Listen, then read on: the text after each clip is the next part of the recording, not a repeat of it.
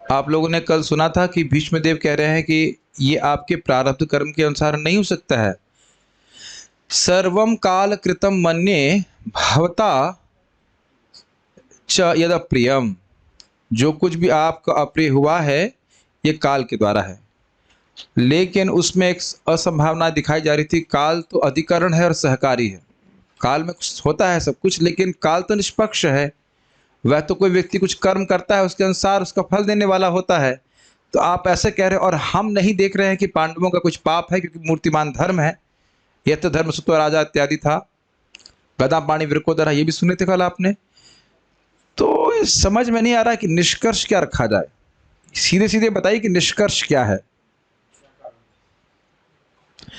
तो निष्कर्ष है भगवत इच्छा।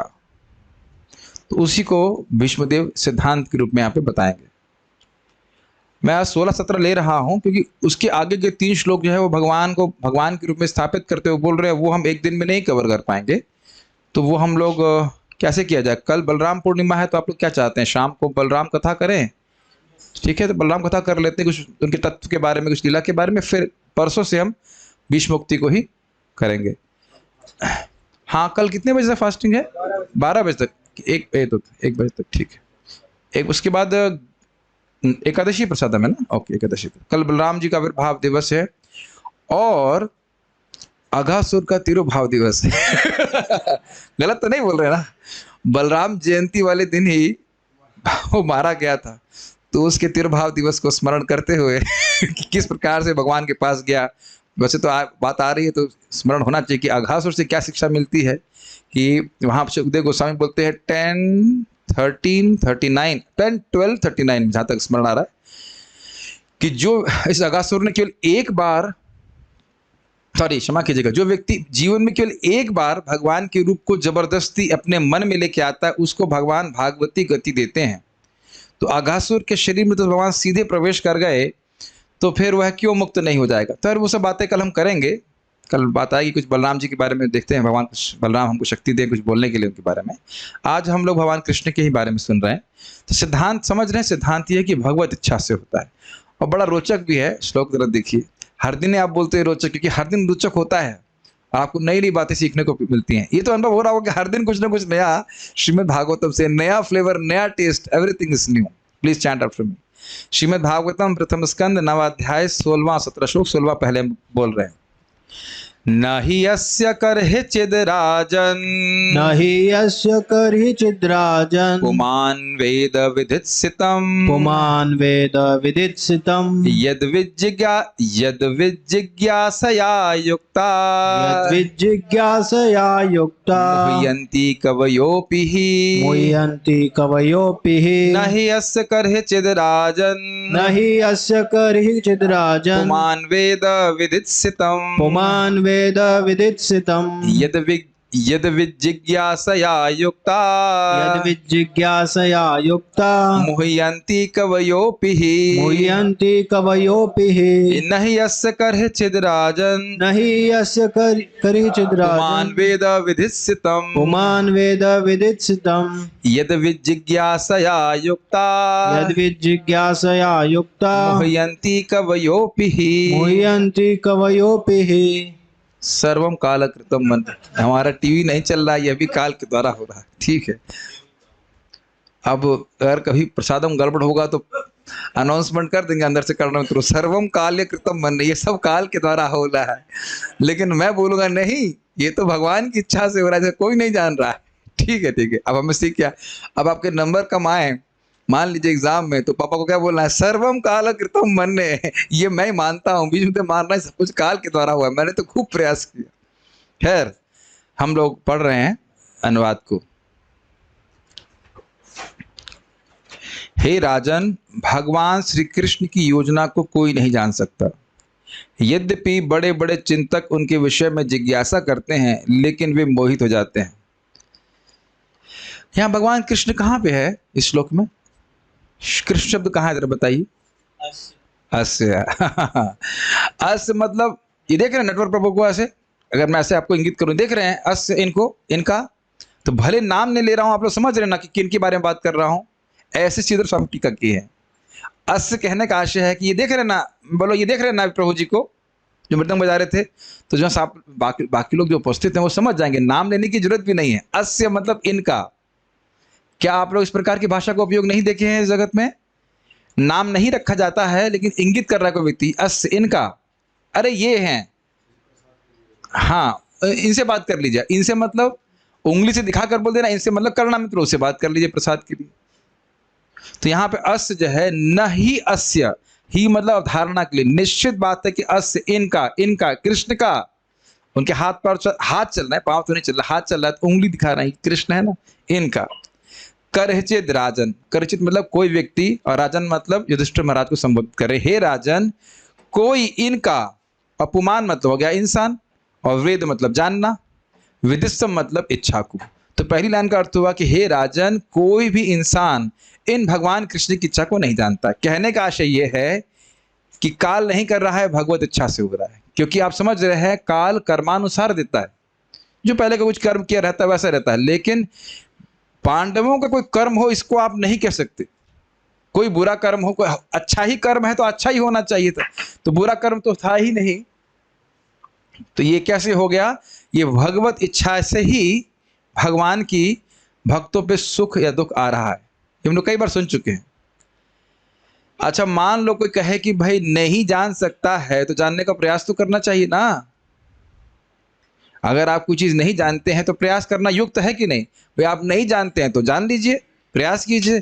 तो कहते हैं यद विजिज्ञासया युक्ता, जो अगर कोई जानने का प्रयास भी करता है, युक्त मतलब कई अर्थ लिए गए, युक्त मतलब जोड़ना, और युक्त का मतलब यहाँ पे लिया गया है विवेकी है, उसके पास विवेक से युक्त है, विवेक से युक्त है, युक्त समझ रहे हैं, जैसे बुद्धि से युक्त, उसी से यहाँ पे युक्ता कर चक्रवर्ती पाद लिए है, विवेक से युक्त है, विवेक है उसके पास, सही क्या है गलत क्या है ये सब जानता है, फिर भी, और कवि भी है, शास्त्रज्ञ भी है, फिर भी मुह्यंती, मुह्यंती शब्द बहुवचन में है। हाँ बहुवचन मतलब यानी एक व्यक्ति मोहित होता, ऐसा नहीं है, बहुत से लोग मोहित हो जाते हैं। क्या आपने नहीं सुना माता कुंती के वक्तव्य में, केचिद आहुर अदम जातम पुण्य श्लोक से कीर्ते इत्यादि? क्योंकि भगवान की लीलाएं अत्यंत विडंबन करती हैं इंसानों का, तो लोग समझ नहीं पाते कि भगवान किस आशय से जन्म लेते हैं। केचिद आहुर अजम जातम पुण्य श्लोक से कीर्तये, क्या था, यदोस्य अनुभवाये मलय सेव चंद्रम इत्यादि इत्यादि, ऐसे करके 3-4 बातें बोली थी। केचित का अर्थ है, कुछ लोग कहते हैं जरूरी नहीं कि भगवान के आने का वही मुख्य प्रयोजन है। कुछ समझ पा रहे हैं भगवान किस आशय से लीला कर रहे हैं, क्यों अपने भक्तों को क्या विशेष दुख दे रहे हैं, नहीं समझ में आ रहा है। और आप भी भगवान के भक्त हैं, आप भी भगवान के भक्त हैं। आप भले ना मानेंगे, महाप्रभु कहता है एक बार भी कोई व्यक्ति नाम उच्चारण करता है उसको भक्त माना जाता है। तो आप ये नहीं कह सकते भगवान मेरे को छोड़ दीजिए, मैं तो भक्त नहीं हूं, मुझे छोड़ दीजिए। नहीं, आपको नहीं छोड़ने वाले।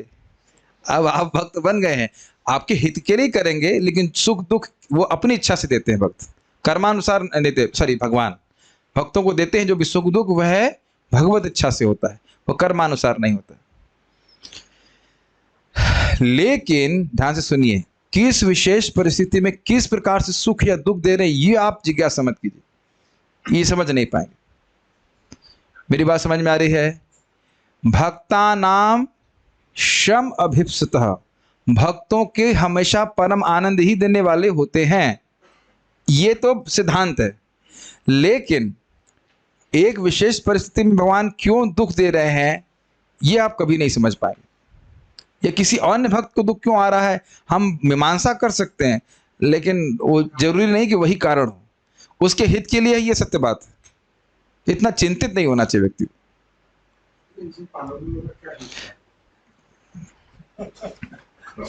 अभी तात्पर्य तो पढ़ने दीजिए, आएगा सब, आएगा लीला आएगी सब। देखिए मूल बात, चलिए अभी हम रहस्य नहीं खोलेंगे, प्रभुपाद जी को तात्पर्य क्लियर बताएंगे प्रभुपाद जी। पहले अन्वय देखिए, राजन अर्थात हे राजन, राजन मतलब युधिष्ठिर महाराज, अस्य अर्थात भगवान श्री कृष्ण की विदितम अर्थात योजना को, करहिचित कोई भी, पुमान अर्थात मनुष्य, ही अर्थात निश्चित ही, न वेदा नहीं जान सकता है। ये महाभागवत 12 महाजनों में से एक भीष्म पितामह जान रहे हैं, बोल रहे हैं इसको। यत विद जिज्ञासया, जो इनके विषय में विशेष रूप से जिज्ञासा से युक्ता अर्थात युक्त कवयः अर्थात ज्ञानी हैं, वे अपि मोहिंति, वे भी मोहित हो जाते। जो कोई कहे कि हम भगवान की योजना को समझने का प्रयास करके अपनी बुद्धि के द्वारा समझ लेंगे, तो वह संभव नहीं है। भगवान की शक्तियां पूरी तरह से अचिंत्य हैं, ये बात समझना होगा। इसको इंग्लिश में भक्त लोग बड़ा सुंदर तरीके से कहते हैं, a devotee may not be able to understand Krishna's will but he accepts Krishna's will. भगवान की मैं किसी विशेष, हर कोई व्यक्ति किसी विशेष परिस्थिति में है, तो उस परिस्थिति में आया तो भगवान की इच्छा से है, लेकिन वो मतलब क्या इच्छा कर रहे हैं, क्यों कर रहे हैं, वो हम नहीं समझ पा रहे हैं, लेकिन उसको स्वीकार करते हैं भक्त कि भगवान हमारे हित के लिए ही कर रहे हैं। ये बात, इसको आगे आप पृथु महाराज से सुनेंगे कि भगवान मैं नहीं जानता कि मेरे लिए हित और हित क्या है, आप अपने अनुसार जो मेरे हित के लिए हो वह करिए। कितनी अच्छी प्रार्थना है कि नहीं। एकदम समझ लीजिए, जैसे एकदम छोटा बच्चा, जैसे सुभद्रा एकदम छोटी थी तो अपना हित समझती थी, तब आप लोग अपने हिसाब से हित करते थे कि नहीं, बताइए। हर छोटा बच्चे की स्थिति ऐसी होती है ना, बस उस तरह से समझ लीजिए। जैसे छोटा बच्चा कभी समझ ही नहीं पाएगा कि माँ पिता किस आशय से क्या कर रहे हैं उसके लिए, बस ऐसी हमारी स्थिति है। जैसे मैं अपना एग्जाम्पल जरूर दूंगा। मेरा फर्स्ट अटेम्प्ट में IIT में नहीं हुआ, खूब फूट फूट के रो रहे थे, सही में रो रहे थे। भाई यहाँ पे कुछ ज़्यादा लीला मत करिए, वो अभी एक टीवी तो टूट ही चुका है और क्लास में डिस्टर्बेंस नहीं दिखे थे, लेकिन गिरना नहीं चाहिए, ठीक है। फिर नहीं बोलेगा सर्वम काल कृतम मन, नहीं तो आप नहीं चाहते ना, आप ये टीवी से महत्वपूर्ण आप हैं, डिस्टर्ब कर रहे हैं, बंद करो, टीवी बंद करो और उसको बंद करो। उसको देखना होगा क्लास अपने फोन में देख लेगा। क्यों फोन नहीं लेके आया? क्लास में बोला था फोन लाने के लिए, यहाँ क्लास में फोन यहाँ पे क्लास में फोन लाना होता है, माया है। बाकी दिन तो माया से हम मुक्त रहते हैं पूरे दिन है कि भाई फ्लो टूट जाता है। कहाँ बात कर रहे थे? हाँ, हम अपने रोने की बात कर रहे थे। उसके बाद सेकंड अटेम्प्ट में हमारा हो गया सूरतकल में, तब भी ठीक है, IIT में वो रो रहे थे, लेकिन वहां जाके भगवान की भक्ति जरूर प्राप्त हो गई। तो भगवान कुछ योजना बना के कर रहे हैं बिल्कुल, जबकि मुझे भक्ति की कुछ भी हवा नहीं थी। ये समझ रहे हैं बात? तो अच्छा ही हुआ, बाद में आप देखेंगे कि अच्छा ही हुआ। ध्रुव महाराज, छोटे छोटे एग्जाम्पल लीजिए। ध्रुव महाराज को कितना दुख लगा कि मेरे को इस प्रकार से अवहेलना की गई, और ध्रुव महाराज को आप जान रहे होते अगर ऐसा नहीं किया गया होता तो। कितने राजा आए, कितने राजकुमार पिता की गोद पे चढ़े, भगवान की गोद पे तो नहीं चढ़े ना। प्रहलाद महाराज तो खैर कोई प्रश्न किए नहीं इस तरह का, लेकिन आप देख सकते हैं कि कष्ट आ रहा होता है, हम समझ नहीं पा रहे होते हैं, लेकिन भगवान का एक तरीका होता है अपने पास लाने का भक्त को। जैसे कि चित्रकेतु महाराज बड़े आराम से बहुत सारे लोगों के संग है कृष्ण की कीर्ति गा रहे थे, और अकस्मात इनको एक शाप मिल जाता है, वह असुर बन जाते हैं, एक ही जन्म में भगवान के पास पहुंच जाते हैं। आप ये बताइए, महाराज बहुत अच्छा बोल रहे थे। महाराज कह रहे थे कि अजामिल के संग अच्छा हुआ कि बुरा हुआ, कि वैश्यगामी हुआ, वो क्या होता? आप कह रहे हैं अच्छा हुआ।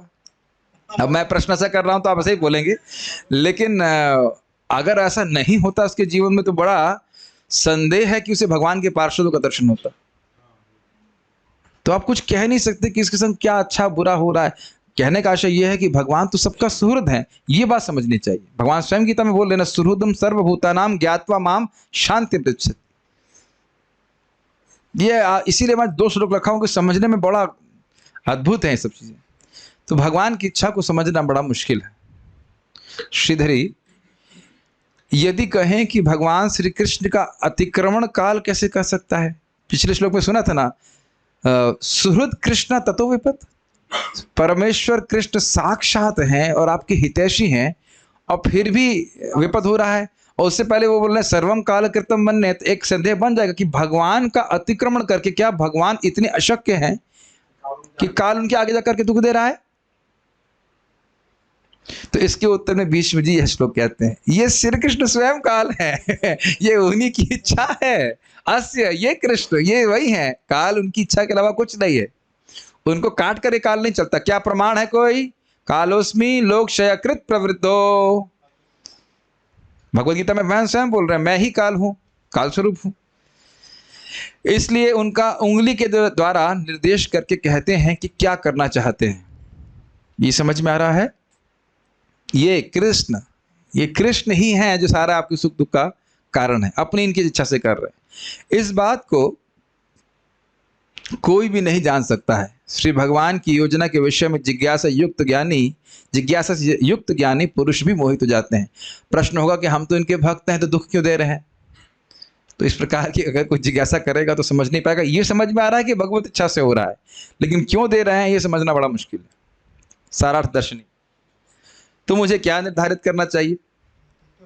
आप बोल रहे हो काल ने किया है, लेकिन हम देख रहे हैं काल से तो हो नहीं रहा है, और आप धर्मात्मा हैं। आप कह रहे हैं कि अभी पिछले श्लोक में आपने कहा कि भाई आप धर्मसुता है, धर्म के बेटे हैं, शक्ति शारीरिक शक्ति है, अर्जुन का युद्ध नैपुण्य इत्यादि है, अस्त्र बल है, भगवान कृष्ण भी हैं आपके हितैषी, तो फिर विपद क्यों आ रही है? तो फिर युधिष्ठिर महाराज प्रश्न कर सकते, तो हम क्या करें? आप तो कुछ निर्धारित बता नहीं रहे।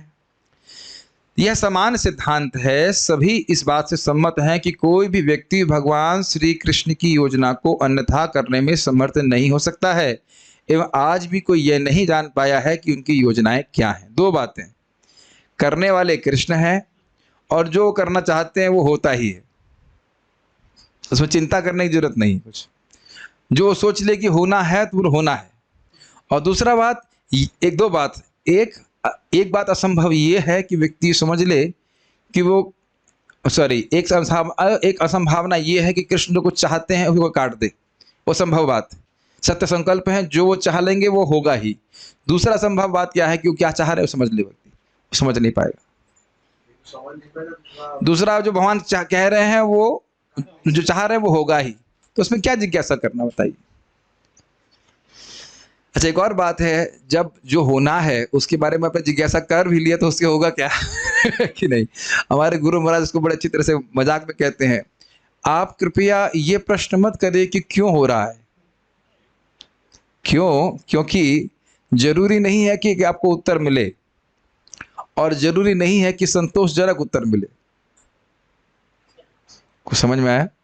Don't ask why, because you may not get answers or you may not get satisfactory answers। बड़ा डीप स्टेटमेंट है, समझ रहे हैं?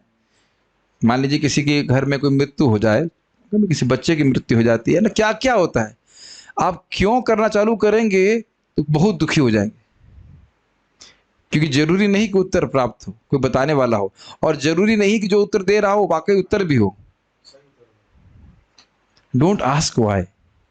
इतना समझ लेना होगा कि इस जगत पे दुख सबके लिए बंधा हुआ है, वो आना है, भगवत इच्छा से आ रहा है, उसको ग्रहण कर लेना चाहिए। और कैसे ग्रहण करना चाहिए, याद आ रहा है आपको? हमको तो बहुत दुख प्राप्त होना था, हमारे जीवन में बहुत कम आया है, और एकदम निर्धारित सत्य है कि भक्तों के जीवन में भगवान दुख कम ही करके देते हैं, जितना भोगना होता है उतना नहीं देते। उंगली मान लीजिए गर्दन कट जानी चाहिए तो उंगली हल्की सी कट जाती है। एकदम विश्वास से रखना चाहिए बात, एकदम कर्माणि निर्दहति किंतु च भक्ति भाजाम। जो कुछ भी सुख दुख दे रहे हैं वो अपने पास और निकट लाने के लिए ही दे रहे हैं। इसको कहने के लिए यह श्लोक कह रहे हैं कि कोई समझ नहीं सकता इस बात को।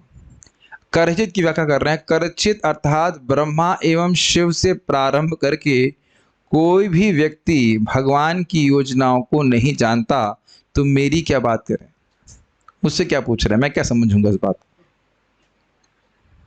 न ब्रह्मा और शिव से बड़ा तो कोई है नहीं, उनसे कोई अधिक नहीं जानने वाला है। मैं पहले श्लोक को रखा था, फिर मैं हटा दिया उसको। ब्रह्मा जी स्वयं बोल रहे हैं कि भगवान आप कहाँ पे, किस लिए, किस प्रकार लीला करते हैं, हमारी समझ में कुछ नहीं आता। ब्रह्मा जी की प्रार्थना है ना, दशम स्कंद 14वें अध्याय में, वहां बड़ा स्पष्ट बोलते हैं।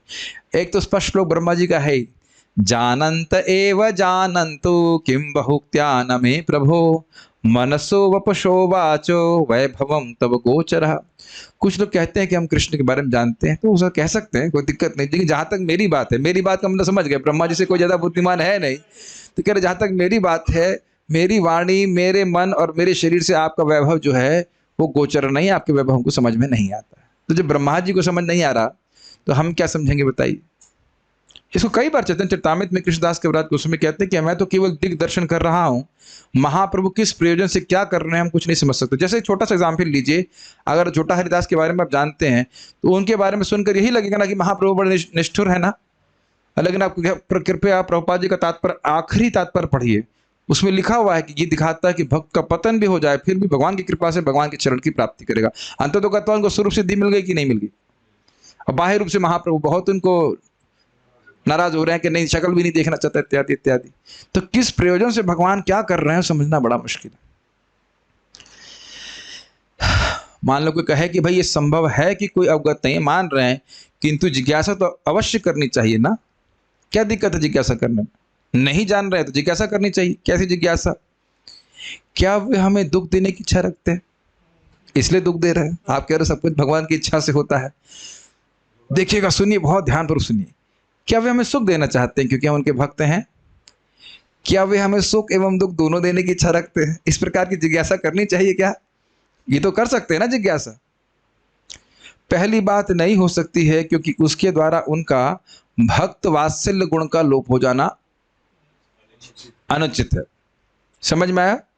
अगर ये कहा जाए कि भगवान दुख, भक्तों को दुख देना चाहते, केवल दुख देना चाहते हैं। इस जगत में होता है कभी कभी हम किसी को शम अभिप्सता, उनको परमानंद देने की इच्छा से नहीं, केवल दुख देने की इच्छा से दुख देते हैं। कभी हुआ है आपको संग? नहीं प्रभु जी, हम लोग तो प्योर डिवोटी, हम तो किसी को ना, ये सब कहा, हम ये सब लीला हमारी थोड़ी ना है।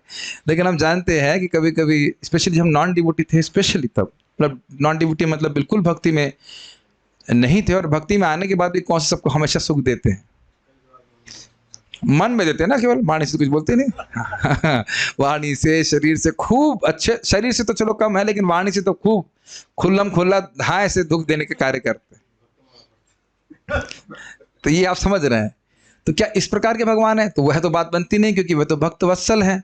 तो भक्तों को आनंद आए, सॉरी, भक्तों को दुख दे करके उनको आनंद आता हो, ये बात तो समझ में नहीं आती, तो युक्त नहीं है। तो अब देखिए, हम मोहित होना चालू हो गए ना। आप कहो कि भक्तों को दुख देते हैं, तो यह भी बात समझ में नहीं आती। अच्छा, दूसरा विकल्प भी नहीं हो सकता क्योंकि हमने कोई सुख नहीं देखा है। अगर कहा है कि उनकी इच्छा से हमें सुख मिल रहा है, तो सुख कहाँ मिल रहा है? राज्य मिला, पैदा हुए, पिताजी का शरीर छूट गया, इधर आए तो माताजी को दुख, बारंबार दुख, वही तो मुहु शब्द आया था, निरंतर दुख ही प्राप्त हो रहा है। उसके बाद भाई को जहर दे दिया गया, निरंतर जान पे आई पड़ी है, लक्षागृह में जलाने का प्रयास, वनवास इत्यादि इत्यादि। तो कोई यदि ये कहे कि भगवान सुख देना चाहते, तो यह भी समझ में नहीं आ रहा है। ये भी नहीं आ रहा है। तीसरा विकल्प भी नहीं हो सकता क्योंकि इसके उससे उनके सौहार्द का लोप हो जाएगा कि कभी सुख देना चाहते हैं, कभी दुख देना चाहते हैं। तो ऐसा तो नहीं है। सुहृद मतलब हमेशा कल्याण करना चाहता है। तब देख रहे किस प्रकार से कोई जिज्ञासा करेगा तो वह मोहित हो जाएगा। समझना मुश्किल है। मेरी तो ये जिज्ञासा है कि संडे को लोग गायब क्यों हो जाते हैं। तो आप लोग का उत्तर है, प्रभु जी अभी तो आपने बोला कि क्यों मत पूछो, you will not get answer और you not get satisfactory answer. हम लोग तो सोचते थे कि संडे को, सॉरी, शनिवार इतवार में लोग अधिक आएंगे, लेकिन एक्चुअली इसका बहुत से कारण हो सकते हैं। ये भी कारण हो सकता है कि अब समझना आना बंद हो गया है। सीरियसली बोल रहा हूँ भाई। शुरुआत में लोग बड़े उत्साह से हम भागवत सुनेंगे, हम भागवत सुनेंगे, लेकिन अब रोज थोड़ा सुनेंगे, रोज थोड़ा सुना जाता भागवत, रोज थोड़ा सांस ली जाती है। तो ये भी एक कारण है। देखिए पहले कितने 150 तक पहुंच गया, उसके बाद धीरे धीरे करके अब 88 तक हो गए, बाकी 100 गायब। ये हो जाता है। जबकि वैसे तो अब और रोचक हो रहा है, तो कथा आ रही है, मतलब तो कोई इतना फिलॉसफी, थोड़ा फिलॉसफी भी है लेकिन कथा भी है। पता नहीं क्यों, don't ask why, everybody has priorities.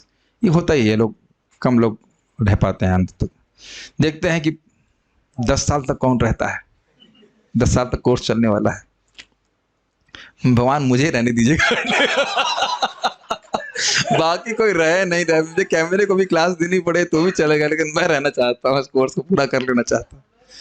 आप कब तक रहेंगे आपको पता नहीं। तो आप रहेंगे। नानी में यही बोल रही थी। चलिए ठीक है, चलिए कोई नहीं, मजाक की बात हो गई। इसलिए इस विषय में जिज्ञासा नहीं करना ही उचित है, यही सही निर्णय है। इसको कहने के लिए कहते हैं ये तो विच जिज्ञासा। देखिए 3 जिज्ञासा रखी ना, कोई उत्तर नहीं समझ में आ रहा कि क्या करना चाहते हैं। युक्तः अर्थात विवेकी जन, जो विवेक से युक्त हैं, और कवयः अर्थात सर्वशास्त्र ज्ञाता भी इस संबंध में मोह को ही प्राप्त होते हैं, अर्थात सिद्धांत को प्राप्त नहीं होते। यह भाव है। सिद्धांत मतलब कि भगवान क्या कर रहे हैं, कंक्लूजन नहीं ड्रॉ कर पाते। ओवरऑल तो समझ में आता है कि भक्तों का आनंद देना चाहते हैं, भक्तों के दुख को निवृत्त करना चाहते हैं। जैसे एक छोटा सा एग्जाम्पल, सनातन गोस्वामी पाद, वो झारखंड के जंगल से होकर के महापुरुष से मिलने के लिए आ रहे हैं, और कुछ गलत सलत पानी पी लेते हैं तो उनके पूरे शरीर में फफोले हो जाते हैं, और महाप्रभु आकर उनका रोज आलिंगन करते हैं। और फफोला कौन दिया? भगवान महाप्रभु ही दिए। और सनातन गोस्वामी कह रहे नहीं, मेरा इतना अछूत शरीर है, आप कहाँ उसको छू रहे हैं, इत्यादि इत्यादि। फिर वो आगे बात आती है कि अपना शरीर त्यागना चाहते हैं इत्यादि सनातन गोस्वामी। फिर एक दिन महाप्रभु आलिंगन करते हैं, सारा फफोले गायब। अब बताइए, अब करिए मेहमान साहब, करते रहिए मेहमान साहब कि क्यों कर रहे हैं, क्या कर रहे हैं, नहीं समझ पाएंगे। वो इसीलिए बार बार बोल रहे हैं कि मैं केवल वर्णन कर रहा हूं कि महाप्रभु क्या कर रहे हैं, वो क्यों कर रहे हैं हम उसका वर्णन कर सकते। कहीं कहीं करते भी हैं, लेकिन हमेशा कर पाना संभव नहीं। ठीक है,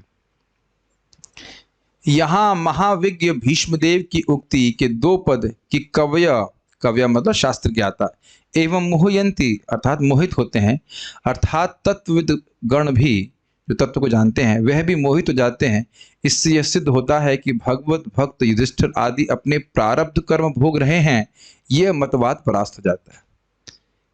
तो कोई कहे कि उन्होंने ऐसा कुछ कर्म किया जिसकी वजह से दुख भोग रहे हैं, ना, ये तो मत स्वीकार्य नहीं है, ये भगवत इच्छा से ही हो रहा है। और इस संबंध में जो लोग भी कुछ जिज्ञासा करने का प्रयास करते हैं, कुछ मीमांसा करने का प्रयास करते हैं, मतलब मीमांसा मीन्स कमेंट करने का प्रयास करते हैं, वो सब फेल हो जाते हैं। बस भगवान की इच्छा से नहीं समझ पाएगा। एक बार आपको याद हो, आप लोग शायद थे या नहीं थे, महाराज जी से प्रश्न किया था। महाराज साहिबाबाद के भक्तों के लिए क्लास कर रहे थे, किसके लिए कर रहे थे यह याद नहीं है, लेकिन किसी ने पूछा, माता जी ने पूछा था कि दुख हमारे जीवन में आ रहा है, हम भक्ति कर रहे हैं। तो महाराज यही उत्तर दे रहे थे कि आप अपनी बुद्धि से मत सोचिए भगवान की बुद्धि को। आप भक्ति कर रहे हैं, जब कर रहे हैं तो भगवान आपके कल्याण के लिए कर रहे हैं। कई बार आप लोग मन में आता है, आपने सामने सुना है कि एक बार भी नाम उच्चारण करता है व्यक्ति तो भगवान ने कहते हैं कि इसकी मैं रक्षा करूंगा। सुना ही आपने, क्या है वो श्लोक, 6, 2, 9, 10, 10, 9, 10, 10। फिर भी हमारे जीवन में देख रहे हैं भक्तों की बड़ी बड़ी बीमारी भी हो जाती, जिन्होंने पूरा जीवन नाम जप किया है। तो ये तो कुछ समझ में नहीं आता है। नारायण जिस पे कृपा करता देत 3 वरदान, रोगी और निर्धन करता जगत में होत असम्मान। परम पूज्य गौर कृष्ण महाराज बोलते थे इस बात। नारायण इस पे कृपा, वाकई कृपा करते तो 3 चीज होती है, वो निर्धन हो जाता है, रोगी हो जाता है, और जगत पे असम्मान होता है। नहीं तो इन्हीं चीजों के प्रति आसक्त होकर व्यक्ति जगत में बंधा रहता है। तो बाह्य रूप से लग रहा है कि व्यक्ति दुखी है और भगवान उसे अपने पास लेके आना चाहिए। चित्रकेतु महाराज देखिए ना, कितने सम्मान की स्थिति में थे, गंधर्वों के राजा थे और तुरंत असुर बन गए। सोचने वाली बात है ना। या जैसे आप लोग भरत महाराज के बारे में बहुत सुनते होंगे, उनका ये अपराध हो गया, वो अपराध हो गया, कुछ नहीं लिखा है स्पष्ट। भगवान उनके हृदय में उत्कट लालसा बढ़ाने के लिए एक कुछ समय के लिए हिरण का शरीर दे दिए ताकि जल्दी प्राप्ति हो जाए। या इंद्रद्युम्न महाराज मेडिटेशन कर रहे हैं, कोई अपराध नहीं है, कोई अपराध नहीं। 8वें स्कंद में देखिएगा, अकस्मात अगस्त ऋषि आते शाप देते हैं, तुम बन जाओ क्या कहते हैं, हाथी बन जाओ। और हाथी के रूप में, गजेंद्र के रूप में भी आनंद से पारिवारिक जीवन चल रहा है। बहुत प्यारी प्यारी हथियां हैं, क्यूट क्यूट बेबीज हैं, एलिफेंट बेबीज, पढ़ाई लिखाई में भी अच्छे बच्चे सब पढ़ रहे हैं अच्छे से। और नहाने तो गए बेचारे, रोज ही वहां नहाने जाते थे, और अकस्मात देखिए कितनी बड़ी समस्या आ गई। लेकिन कुछ भी हो, हमेशा हमेशा के लिए समस्या समाप्त हो गई कि नहीं, तो समझना बड़ा मुश्किल है कि भगवान क्या करना चाहते हैं। लेकिन ये सत्य बात है कि जो भगवान के पथ पे आ गया, अब भगवान उसको खींचना ही शुरू कर रहा है। ये सीधी बात है। कैसे क्या करेंगे हम नहीं समझ रहे, हम क्या नाम रखें। लेकिन आपके पिताजी बोल रहे थे कि जिस मंदिर में पहले थे वहां कुछ पॉलिटिक्स हुई और उसकी वजह से उनको मंदिर छोड़ना पड़ा, और मुझे बोल रहे थे कि अच्छा हुआ ना मैं वृंदावन में रह पाया। और उसी ने किया, उसी व्यक्ति ने उनके खिलाफ किया जिसको रखे थे। लेकिन अब वो कह रहे हाँ मैं वृंदावन में रह पाया। अब तो आप देख रहे हैं, उस टाइम लगेगा कि अरे क्यों ऐसा हो रहा है, क्या हो रहा है, लेकिन कुछ समझ में नहीं आता ये बात। लेकिन भगवान कुछ ना कुछ मौका देख करके इधर खींच रहे हैं हम अपनी तरफ। बाल प्रबोधिनी। तब मुख्य हेतु क्या है ये बताइए। काल नहीं है, कर्म नहीं है, तो क्या है। यदि ये अपेक्षा हो तो कह रहे हैं कि भगवत इच्छा ही सर्वतः बलवती है, भगवान की इच्छा से सब कुछ हो रहा है और उसी से सारी दुर्घटना संपादित होती है। दुर्घटना मतलब समझ रहे हैं, जिस घटना को होना एकदम असंभव है, उस अर्थ में लीजिएगा दुर्घटना। जिस दुर्घटत्व जो हो नहीं सकता, अर्थात मानवों के जीवन में दुख आना संभव ही नहीं है, क्योंकि कोई पाप है नहीं, शारीरिक बल इत्यादि जो आपने सुन चुके हैं वो सब है, तो संभव नहीं कि उनके जीवन में कोई कष्ट आए। फिर भी आ रहा है तो किसके द्वारा हो रही है? भगवान की इच्छा के द्वारा संपादित होती है, यह निश्चय करना चाहिए। ठीक, यदि कृष्ण की योजना है, अब देखिए बहुत ध्यानपूर्वक सुनिए, बड़ी विनोदपूर्ण टीका है। यदि कृष्ण की योजना है, आप ये कह रहे हैं ना कि भगवान कृष्ण की योजना है, यदि कृष्ण की योजना है तब तो वह हमारे द्वारा ज्ञात ही हो जानी चाहिए, क्योंकि वे हमारे स्वजन हैं, मित्र हैं और निकटवर्ती हैं। ये समझ में आया? भाई मान लो कहे कि भैया अनीश प्रभु की इच्छा से हो रहा है, तो मैं अनीश प्रभु से पूछ लूंगा, हाँ प्रभु जी क्या बात है, क्या इच्छा है आपकी? अब समझ में आया? अगर कोई विष्णुदेव कहे कि अस्य इनकी इच्छा है, एकदम मुंह पे बोल रहे, देखो इनकी इच्छा से हो रहा है, तो युधिष्ठिर महाराज कहेंगे तो इनसे पूछ लेते हैं कि क्या हो रहा है। क्या दिक्कत है? यदि यह कहें तो विष्णुदेव कह रहे हैं कि नहीं, ऐसा नहीं है, अपितु उनकी योजना दुर्गेय है। दुर्गेय है मतलब इनको समझना मुश्किल है। यद्यपि भगवान सामने है लेकिन नहीं बता रहे। वैसे आप देख सकते हैं कि भगवान कृष्ण ने 11वें अध्याय में अर्जुन को दिखाया, देखो मैं सबको मार चुका हूं, पहले ही मार चुका हूं। उससे पहले नहीं बोल रहे हैं, उससे पहले भगवान नहीं बोल रहे हैं कि मैं सबको मार चुका हूं, लेकिन ये संकल्प तो भगवान का उठ गया था ना कि सबको मारना है। कचस्पर्श शतायुषः, द्रौपदी के बाल स्पर्श करने मात्र से भगवान ने उसी समय उनकी आयु छीण कर दी थी। Does that make sense? ये लाइन समझ में आ रहा है आपको? लाइन बड़ी इंटरेस्टिंग है कि भगवान भले सामने हैं लेकिन किस आशय से क्या कर रहे हैं वो समझ में नहीं आ रहा है। इसको आप पहले ही सुन चुके, कृष्णेना अद्भुत कर्मणा, युधिष्ठिर महाराज के अंदर प्रवेश कर गए, अंदर से समझने नहीं दे रहे और बाहर से समझा रहे। भगवान ड्रामा करने में बहुत एक्सपर्ट है, मानना पड़ेगा, इनके बराबर कोई है नहीं। नटो नाट्य धरो, इतना अद्भुत बात है, अंदर से नहीं समझने दे रहे हैं और बाहर से समझा रहे हैं और पूरे उत्साह से समझा रहे हैं। सावधानी से विचार कीजिए कि, हाँ ध्यान से सुनिए, सावधानी से विचार कीजिए कि राजा की योजना भी दुर्गेय होती है, तो परमेश्वर की योजना का तो कहना ही क्या। इसको सूचित करने के लिए उन्हें हे राजन कह के संबोधित कर रहे हैं। क्या सुंदर बात बोल रहे हैं। आप राजा है ना, आप जानते हो ना कि राजा जिसके संग मंत्रियों के संग भी बैठा हो, फिर भी वो क्या सोच रहा है वह कोई मंत्री नहीं है भांप सकता है। कितना सुंदर बात बोल रहे हैं। मतलब ये बात समझ में आ रहा है टीका की? राजन कहने का आशय है कि वो भले आपसे कुछ बोल रहा है, डिप्लोमेटिक होते हैं बहुत से राजा, सभी राजा, वो क्या सोच रहे हैं वो कुछ वो, और वो बोलेंगे कुछ और, उनके हृदय में कुछ और बात चल रही होती है, वो आप समझ नहीं सकते, यद्यपि वो सामने बैठे हैं उस आशय से। तो कह रहे हैं इसी प्रकार से भगवान कृष्ण भले आपके सामने हैं लेकिन किस प्रकार से क्या कर रहे हैं वह समझना तो बहुत मुश्किल है। जब राजा की बात समझ में नहीं आती तो भगवान की बात कैसे समझ में आएगी, यद्यपि वो सामने हो। देख रहे हैं कि एक श्लोक को समझने में कितना आचार्यों ने विचार किया है कि नहीं। क्वाइट इंटरेस्टिंग, केवल राजन पे इतना विचार किया। ही शब्द का प्रयोग यहां 2 बार अवधारणा के लिए है। श्लोक को देखिए, 2 बार दिख रहा है आपको। न ही अस्य करहिचिद राजन पुमान वेद विवक्षितम यद विज्ञासया युक्ता मुह्यंति कवयोपि ही। 2 ही, एक ही ये कि इनकी इच्छा को कोई समझ नहीं सकता, निश्चित बात, और निश्चित बात यह भी है कि कोई समझने का प्रयास करेगा तो वह मोहित होगा ही। 2 अर्थ में यहाँ पे ही शब्द आया। ठीक है, गुड। सारे प्रश्न बन रहे हैं क्विज के। आज तो हमारे पास बहुत सारे क्विज क्वेश्चंस हैं और मेरी इच्छा को समझना मुश्किल है। जब टीचर की इच्छा नहीं समझ रही तो परमेश्वर की इच्छा कैसे समझेंगे। उंगली से प्रदर्शित करते हुए कहते अस्य, ये तो हमने पहले पढ़ लिया था, अर्थात इन भगवान श्री कृष्ण अर्थात परमेश्वर की योजना को पूर्व में कोई व्यक्ति नहीं जान पाया है। इसको स्पष्ट करते हुए कहते हैं कि इनकी इच्छा को जानने की जिज्ञासा करने वाले कवि अर्थात ब्रह्मा और शिव आदि भी मोहित हो जाते हैं। जरा समझिए, कवि मतलब शास्त्रज्ञ। तो ये समझ लो कि पहले कभी जिन लोगों ने प्रयास किया भगवान की इच्छा को समझने का, वो केवल मोह को ही प्राप्त हुए, इसलिए आपको प्रयास करने की आवश्यकता नहीं है। समझ में आया? नहीं समझ में आ रहा है? कवयः का अर्थ है शास्त्रज्ञ, जो खूब ज्ञाता है। तो ब्रह्मा जी और शिव जी तो बहुत बड़े ज्ञाता हैं शास्त्र के, कह रहे वह भी नहीं समझ पाते भगवान किस आशय से क्या कर रहे हैं। तो फिर आप क्यों मोहित होने का प्रयास कर रहे हैं? कोई जिज्ञासा करने का फायदा नहीं है। तो वही बात जो बात बोल रहे थे, डोंट आस्क व्हाई। बस ये समझ लेना चाहिए कि भगवान कुछ प्रयोजन, सही प्रयोजन लेकर ही हमारा कार्य करते हैं, कभी किसी का भगवान अमंगल नहीं कर सकते। ये सत्य बात है।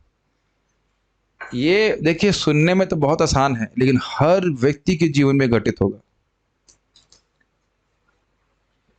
जाप करने वाला, भागवत सुनने वाले व्यक्ति के जीवन में अमंगल हो ही नहीं सकता है, भले ही दिख रहा हो, अमंगल नहीं हो सकता। जैसे हमारे परम पूज्य गौर कृष्ण महाराज जी बहुत युवावस्था में ही शरीर छूट गए, तो आपको लगेगा खराब बात है, हो सकता है भगवान की इच्छा ही हो कि और सेवा लगा, हो सकता है क्या सेवा में लगाएंगे ही, कहीं और सेवा हो जरूरत तो वहां लगा, सेवा लगा दी हो, कौन जान सकता है। Is it not? अब भाई क्या नाम है उनका, भक्ति तीर्थ महाराज को जीवन भर कोई बीमारी नहीं हुई, अंत तो एकदम से उनको कैंसर हो गया। क्या आप समझेंगे बताइए? ठीक है। तात्पर्य, परम विशेषज्ञ 12 प्राधिकृत पुरुषों में से एक भीष्म के द्वारा विगत पापों तथा उनसे होने वाले फलों के द्वारा महाराज युधिष्ठिर के मोह का पूरी तरह से निषेध हो जाता है। ये समझ में आया? 12 महाजनों में से युधिष्ठिर महाराज, भीष्म पितामह एक है। वो उनका कहने का आशय यह है कि कभी युधिष्ठिर महाराज को यह नहीं सोचना चाहिए कि मेरे पापों की वजह से मैं दुख प्राप्त किया हूं, ये नहीं हो सकता। भीष्म महाराज युधिष्ठिर को जोर देकर बताना चाह रहे थे कि अनादि काल से शिव तथा ब्रह्मा जैसे देवताओं, कवयों समेत कोई भी भगवान की वास्तविक योजना को नहीं जान पाया है। व्याख्या की जरूरत नहीं, तो हम व्याख्या कर ही रहे हैं, तो भला हम उसके विषय में कैसे जान सकते हैं? ठीक है। और नहीं जान सकते हैं तो जिज्ञासा करना चाहिए। तो कह रहे जिज्ञासा करना भी व्यर्थ ही है, इसके विषय में जिज्ञासा करना भी व्यर्थ ही है। यहां तक कि मुनियों द्वारा गहन दार्शनिक जिज्ञासाएं भी भगवान की योजना को ठीक से निश्चित नहीं कर पाती। अतएव सर्वोत्तम नीति है कि बिना तर्क के भगवान के आदेशों का सहज भाव से पालन किया जाए। सहज सिंपल आदेश सबके लिए क्या है? सुखे दुखे भूले ना को वदन हरि नाम करो रे। सुख में दुख में जो व्यवस्था है, भगवान का नाम उच्चारण करते रहें, भक्ति करते रहें। उस सबके जीवन में आता है, किसी के जीवन में अधिक आता है, किसी के जीवन में कम आता है। सुख दुख सबके जीवन में आता है। मैं तो अपने जीवन में एक चीज बड़ी देखा कि एक बीमारी थी, उसके जो 2 दिन में एक दवा से ठीक हो जाती, वो 2 महीने में भी ठीक नहीं हुई। उसी दवा से सेम बीमारी, सेम सिम्टम्स, और फिर अकस्मात। और मैं कई बार जिस दवा से ठीक होता था उस दवा को देखता, मैं इससे इलाज नहीं होगा, हटाओ। फिर अंतोगत हमने कहा चलो ऑर्डर कर देते, मंगवाया, उससे ठीक हो गए। जो जितने समय हमने दुख भोगना है भगवान की व्यवस्था से, आप दुख भोगेंगे, और जितने समय आपको सुख भोगना है भोगेंगे। आज हम नहीं बोल रहे थे कि कुछ अच्छी वस्तु आए, फिर भी स्कूटर पे लद करके आ जाती है कि नहीं? हम तो सोचे थे आज प्लानिंग की थी आज केवल खिचड़ी खाएंगे। हम उसको डिटेल नहीं बता रहे। और वो भी नहीं, एक स्कूटर पे और एक मोटरसाइकिल पे प्रभु जी हलवा लेकर मैं हंस रहा था कि देखो भगवान की क्या व्यवस्था है। और कभी कभी सोचेंगे मीठा खाने को मिलेगा, ये मिलेगा, वो कुछ नहीं मिलता है। और अमेजिंग बात है, गीता में भी यही हम लोग बार बार सुन रहे हैं कि भाई तुम परेशान मत हो, कभी अच्छा मिलेगा कभी बुरा मिलेगा, सम रहकर भगवान की भक्ति करते चलिए।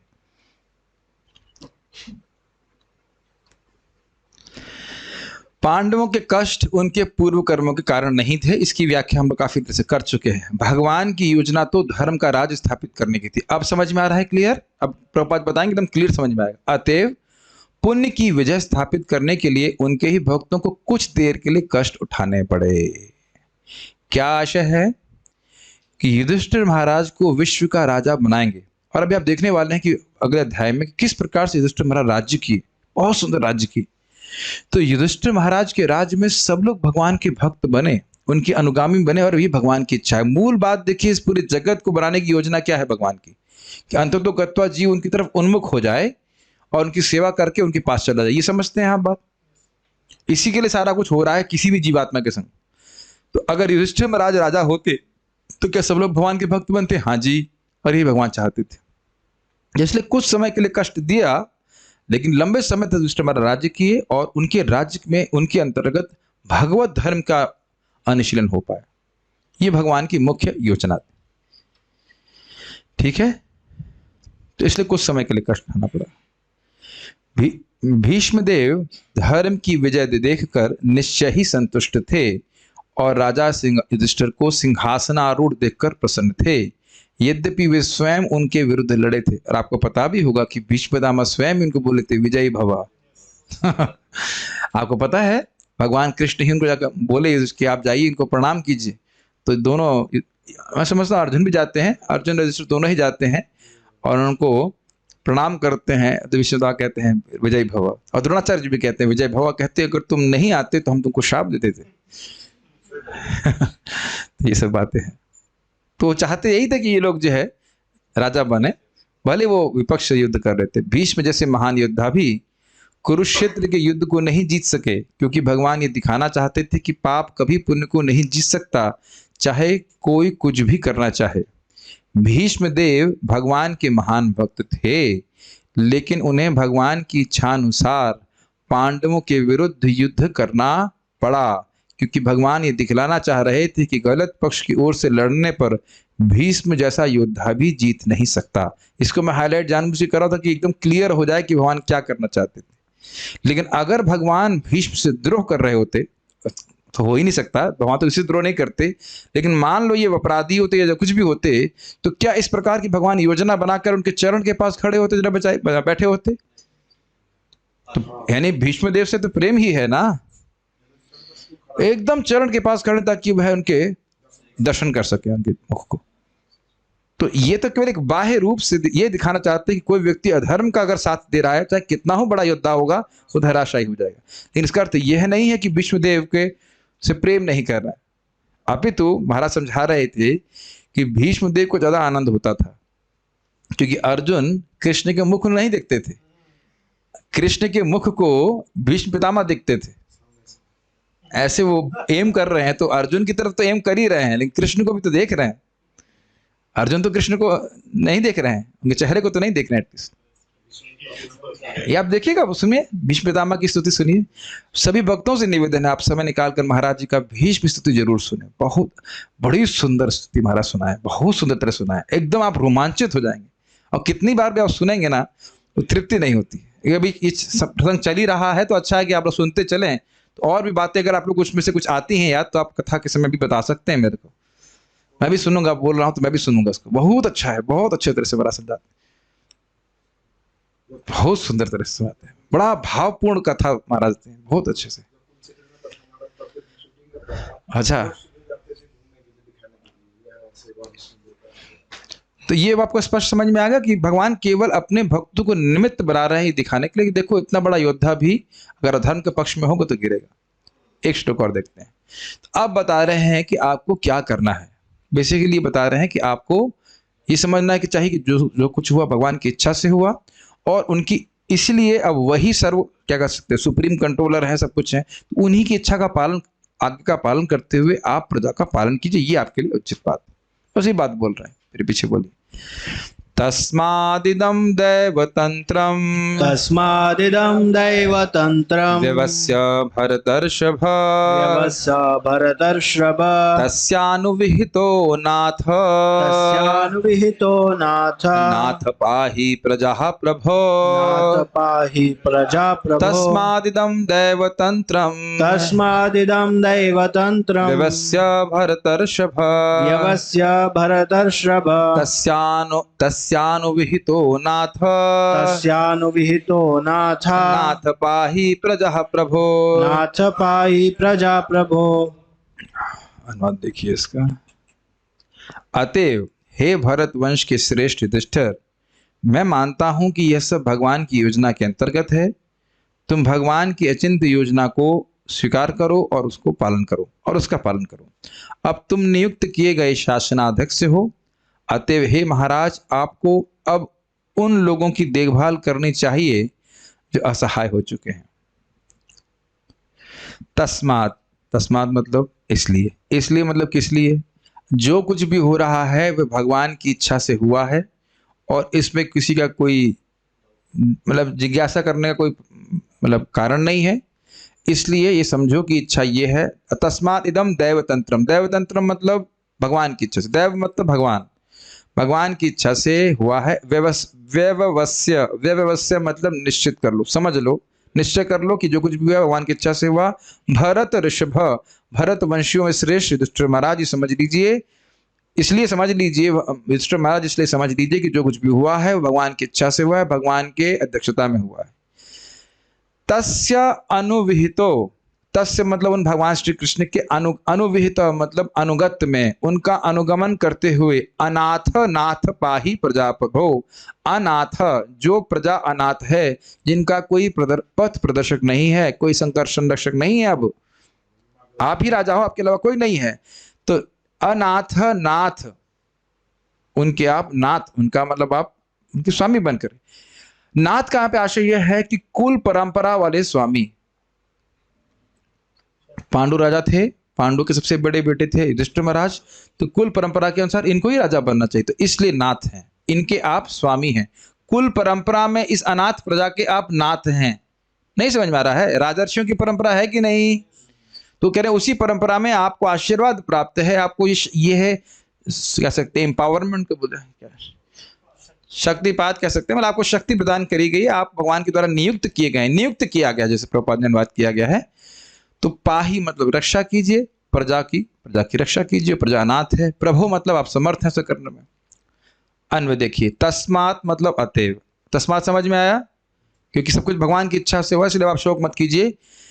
हे भरत ऋषभ, हे भरत वंश में श्रेष्ठ, ये भरत कौन से हैं बताइए? ये कौन से भरत वंश है? भरत वंश में श्रेष्ठ बोल रहे कौन से भरत हैं? ये शकुंतला पुत्र भरत है, ना कि वो भरत जिनको हम जड़ भरत के रूप में जानते हैं।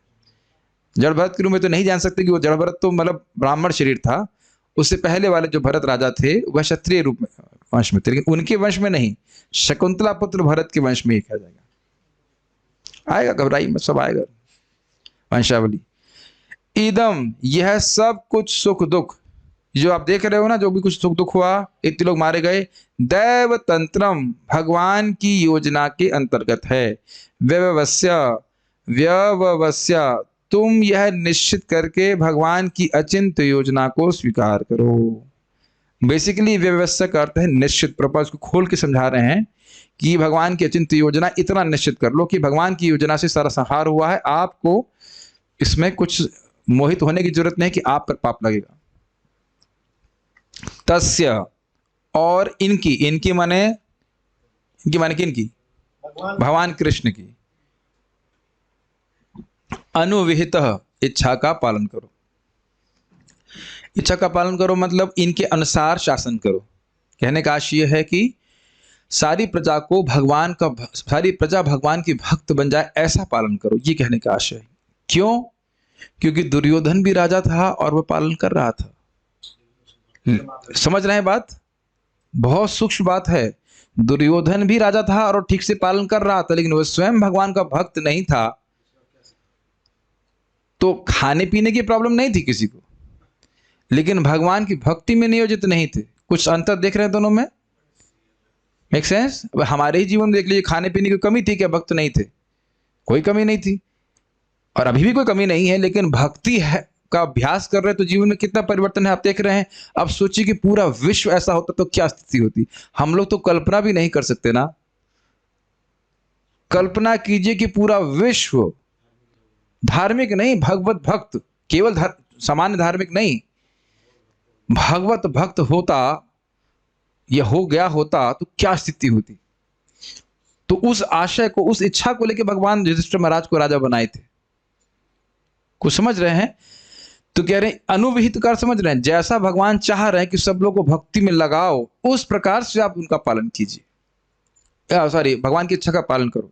हे नाथ, हे नाथ हैं युधिष्ठिर महाराज जी, अब तुम कुल परंपरा में नियुक्त किए गए शासनाध्यक्ष हो।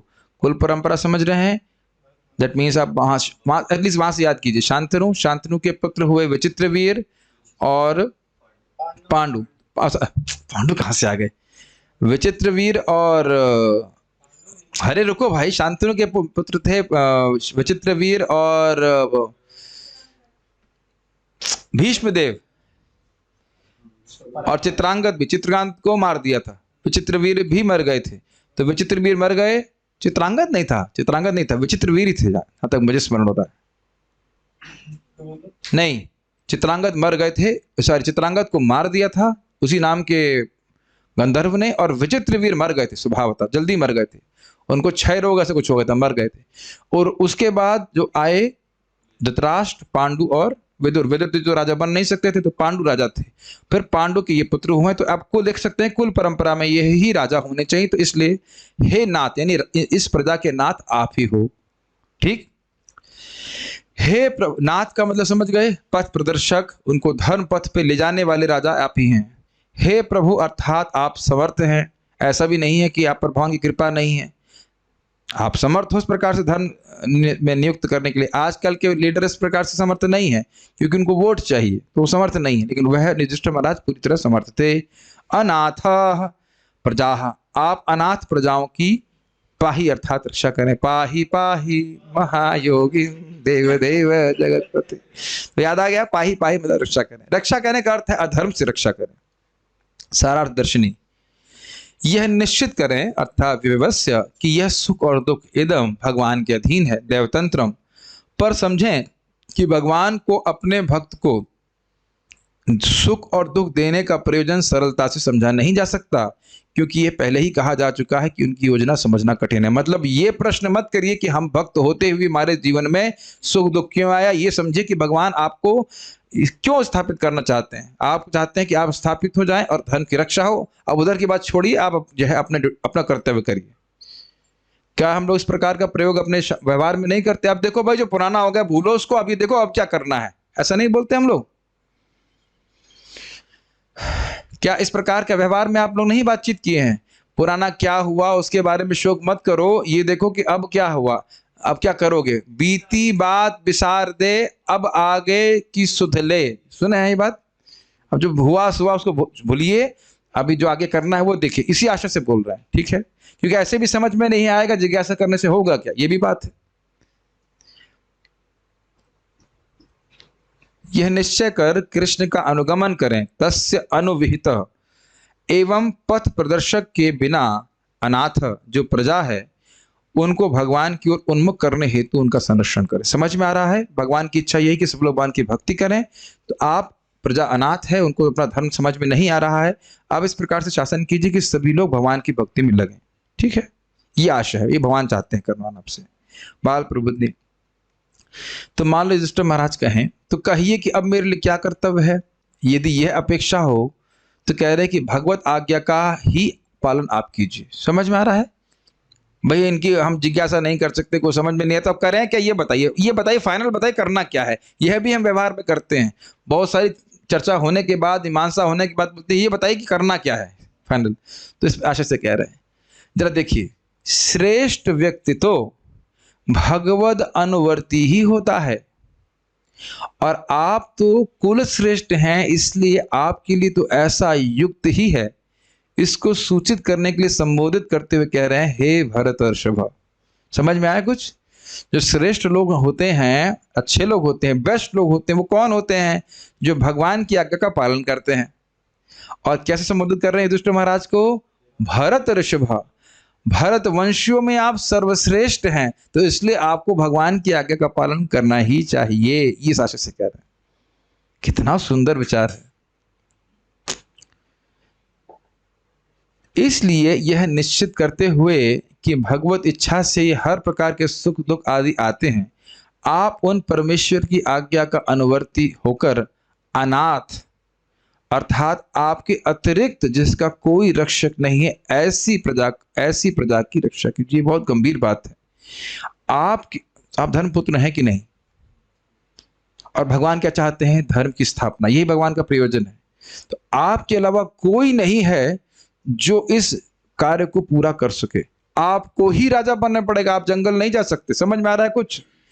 ये प्रजा अनाथ है। अनाथ का आशा समझ रहे हैं? इनको धर्म का ज्ञान नहीं है, समझ रहे हैं? आप ही इनके पथ प्रदर्शक हैं। आप इस प्रकार से शोक और मोह को प्राप्त नहीं हो सकते, शोक को प्राप्त नहीं हो सकते।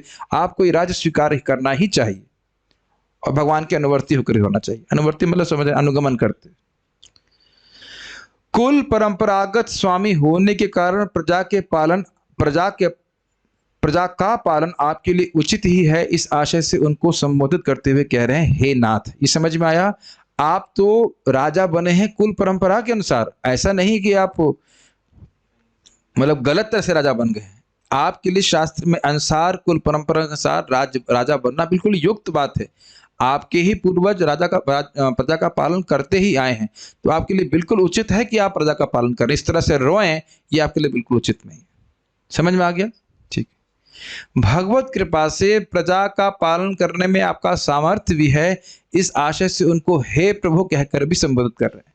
आप ये नहीं कह सकते भाई राजा तो बन गया, क्या करूं, अब पांडु जी के बेटे हैं ना, क्या करें, हमें समझ में नहीं आ रहा है कि हम प्रजा का पालन करेंगे। तो कहें नहीं प्रभु, आप समर्थ हैं, इसलिए भगवान की कृपा आपके ऊपर है, इसलिए आप कर सकते हैं। ये समझना होगा कि कोई राजा है, जैसे सनातन गोस्वामी पाद नवाब हुसैन शाह के प्राइम मिनिस्टर थे। तो एक समय आ गया कि अब उनका जो है बिल्कुल मन नहीं करता काम करने का, तो वह कुछ 20 इसमें लिखा है 20-30 पंडितों को लेकर भागवत की चर्चा किया करते थे। तो जब नवाब हुसैन शाह को मालूम चला कि भी काम नहीं कर रहे हैं, मैनेजमेंट नहीं कर रहे हैं और ये भागवत ही पढ़ रहे हैं ओके, तो वह डॉक्टर को भेजा कि भाई क्या बात है, बीमार है? तो डॉक्टर ने वैद्य ने कहा कि नहीं, बीमार तो नहीं है। तो फिर आके जब वो आता है नवाब हुसैन शाह असेंबली में, वहां पे भागवत हो रही, तो सब लोग खड़े हो जाते हैं। तो वहां प्रभुपाद जी कहते हैं क्यों खड़े हो गए? क्योंकि वो जानते हैं कि कोई व्यक्ति राजा है तो उस पर भगवान का आशीर्वाद है, इसलिए राजा है।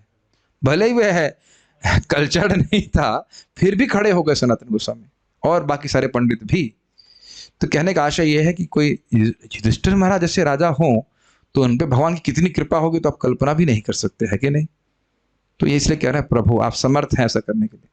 तो आप देख रहे हैं कि 2 श्लोक में कितनी मेहनत होती है,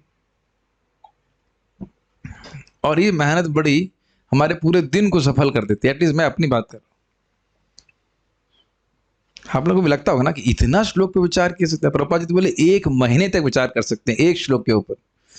तो उस हिसाब से 1500 साल लगेंगे, ज्यादा समय नहीं लगेगा। 1500 साल अगले टू मच। अभी कुछ प्रश्न बीच मत करें, चलिए प्रश्न करना चाहे, प्रश्न करने से तो क्लास टूट जाएगी, पहले पढ़ लें फिर आप प्रश्न कीजिएगा। तात्पर्य, एक कहावत है कि गृह स्वामिनी अपनी पुत्री को शिक्षा देते हुए पुत्र वधु को सिखाती है। ये क्यों कह रहे हैं प्रभुपाद जी? ये समझ रहे हैं ना, अपने भक्तों को कुछ कष्ट में डाल करके दूसरों को सिखाते हैं, ये बोल रहे हैं। इसी प्रकार भगवान भी अपने भक्त को शिक्षा देकर संसार को शिक्षा देते हैं। वो छोटा हरिदास वाली कहानी भी यहाँ पे समझ लीजिएगा। भक्त को भगवान से कुछ नया नहीं सीखना होता, क्योंकि भगवान निष्ठावान भक्त को उसके भीतर से शिक्षा देते हैं। अतएव जब भी भक्त को शिक्षा देने का प्रदर्शन किया जाता है, जैसा कि भगवत गीता के उपदेश में हुआ है, तो यह कम बुद्धिमान मनुष्यों को शिक्षा देने के लिए होता है।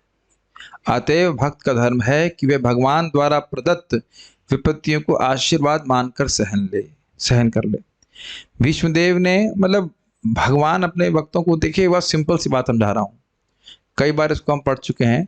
भक्तों के जीवन में सुख या दुख, मैं साधक की दृष्टि से बोल रहा हूँ, साध्य जैसे युधिष्ठिर महाराज लोग सिद्ध भक्तों की बात नहीं बोल रहा। साधक के जीवन में जो सुख दुख आता है वो 2 कारण से है। भक्ति कर रहा है उसे सुख आता है, भक्ति में जो अपराध कर रहा है उससे दुख आ रहा है, और कोई कारण नहीं होता। और दोनों से ही, मान लो दुख आ रहा है, कुछ भी आ रहा है, भगवान उसको अपनी तरफ ही ला रहे हैं। मैं फिर से बात रिपीट कर रहा हूं, जैसे एक माँ कभी नीम का जूस पिलाती है और कभी चॉकलेट देती है या मीठी मीठी वस्तु देती है, लेकिन दोनों से ही बच्चे का हित ही करना चाहती है। और कोई कहे कि नहीं, बिना दुख दिए भगवान का प्रेम नहीं जागृत कर सकते, तो चक्रवर्ती बात कहते हैं आप प्रेम की रीति नहीं समझते, आप चुप रहिए। एकदम ऐसे शब्द यूज करते हैं, आप प्रेम की रीति समझते नहीं, इसलिए आप चुप रहिए। पहले भी हम सुन चुके हैं कि जो बहुत संपत्ति से युक्त हो जाता है व्यक्ति, तो फिर वह भगवान का नाम उच्चारण भी नहीं कर पाता। सुन चुके हैं कि ना? एदमान, हाँ, जन्म ऐश्वर्य श्रुति शिभी एदमान मधापमान नैवार नेवर अत्य अभिधातुम वै त्वाम अकिंचन गोचरम। ठीक है ना। तो भगवान निर्गुण हैं, इसलिए भक्तों को भी सुख दुख जो कुछ भी दे करके वह निर्गुण बना लेंगे। और आपके जीवन में से कौन सा बहुत बड़ा दुख आ गया, जरा ये बता दीजिए। ऐसे भी भक्ति करने से इतना ही दुख आता है कि उससे प्रसादम बट रहा हो, रसगुल्ला ना मिला हो, ये बहुत बड़ी विपदा हो सकती है। तो वो भी बचा लिया, हम बचा लिया करना में तो इतना बनाते हैं कि पर्याप्त मिल ही जाता है कि नहीं? नहीं मिलता, भर के भी ले जाते हैं।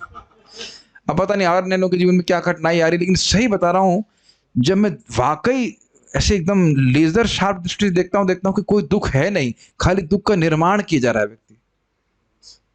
अब उधर हम व्याख्या नहीं कर रहे हैं, लेकिन प्राय जो लोग दुख मान के बैठे हुए हैं कि वो दुख का निर्माण किए जा रहे हैं। है नहीं कुछ दुख, लेकिन सोच रहे हैं कि दुख है इत्यादि, ये है वो है वो है। हम एक एक का एनालिसिस करेंगे तो लोग शर्मा जाएंगे, लेकिन हम उसको नहीं करना चाहते।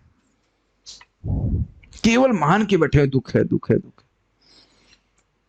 खैर जो भी है, भीष्म, इसीलिए शास्त्र सुनना चाहिए, से बड़ा हमको संतोष प्राप्त हो जाता है। भीष्म देव ने पांडवों को सलाह दी कि वे बिना हिचक के शासन भार स्वीकार कर लें। ठीक है।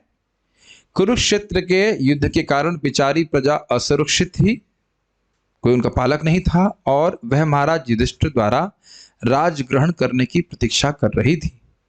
भगवान का शुद्ध भक्त सारी विपत्तियों को भगवान का अनुग्रह मानता है, इसलिए शुद्ध भक्त हम लोग हैं नहीं, इसलिए परेशानी में रहते हैं।